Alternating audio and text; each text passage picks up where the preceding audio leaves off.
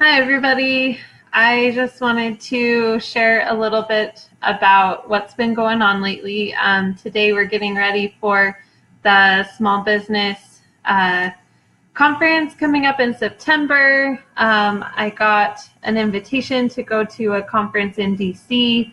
I'm still working out the details on that, but that was quite exciting to go to the Small Business Summit in DC and meet with possibly members of the U.S. Chamber of Commerce and talk to different people up there.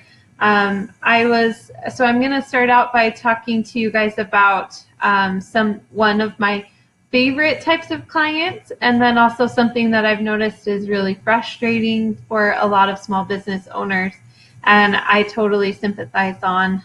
So my favorite type of client is someone who is just trying really, really hard, and their product is amazing, but they have a whole lot of stuff that just needs to get done, and they're not quite sure the best way to get it all organized. So that might be, for instance, working with midwives and working with restaurant owners and working with different types of companies.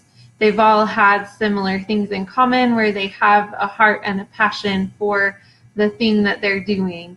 Hey, Melissa. And I really, really love working with that type of a client because they are very excited to be there and they listen really well and they're excited. Also real estate, just excited to get to build awareness more and to be able to get out that front door and get people to come in. So something that I've noticed is very, very frustrating to small business owners. Let me know even if you're not a small business owner, maybe this has happened to you. You have a product or you make a sale and you work really hard. You know, a lot of times you've sunk all of your family's finances into this idea and you're just hoping that it'll work out. And you put this money forward for a service or a product, and then you end up having customers who don't pay. Time and time again, a lot of times this happens with service-oriented companies, and they have problems. So they end up having to start putting together a process of paperwork to put into place the reminder system. So they send out emails that say, you know, I really need you to send me the money for this product or service that I have already given you. And I would really like to have that. I've worked really hard and there have been costs that have been sunk already for you. And I understand that it's a hard time for you, but for me, I have worked as hard as I could and my family is at stake as well. So that's something that you can kind of put into one of your reminder letters, an urgent notice, a past due. Put some of these letters into order and try as hard as you can to get the money through that. It's hard for small business owners because they get to a certain point after reminding someone for a long amount of time. They really don't want to go to collections because it costs so much money for a small business owner to go to collections. A larger company doesn't have a hard time sending people to collections because they have that money and they're a bigger voice and they know that they'll win.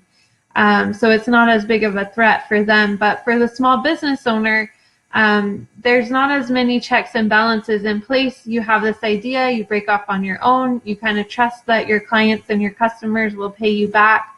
And a lot of my small business owner clients have had this problem happen to them where they've had to just kind of forgive thousands of dollars, and that really, really hurts their bottom line more than a small business owner or more than a larger business owner, because of it's the percentage of income that they are getting that is affected, and they're not able to get that back in any way. They have to either just decide to forego it or to go through small claims, which they may or may not ever win, but they would have to pay a lot more money in order to get through that. So as I was thinking, what would I talk to the U.S. Chamber of Commerce about if I did go to that, if I was able to make it work to go to that conference in DC? That is the number one thing that I would bring up, that there needs to be a better way for small business owners to be protected in order to have a statement that, I mean, they can have contracts, but the contracts, they're hard to enforce when a small business owner goes to enforce them, and there's no one that's like a board that helps. I mean, there are some smaller boards, but they take time, and maybe just like the larger corporations. But that is something that's really frustrating and something that I'm looking for answers for on behalf of small businesses. So, favorite Friday. Let me know what your favorite thing about small business owners is.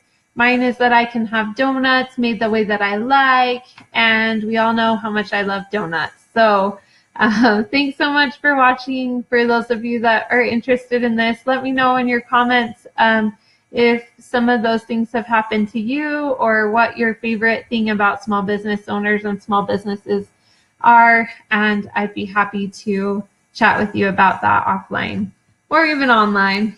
Okay, have a good day. Hope you guys are doing great. Thanks for building the small business world in a strong way, and we'll talk to you later. Bye.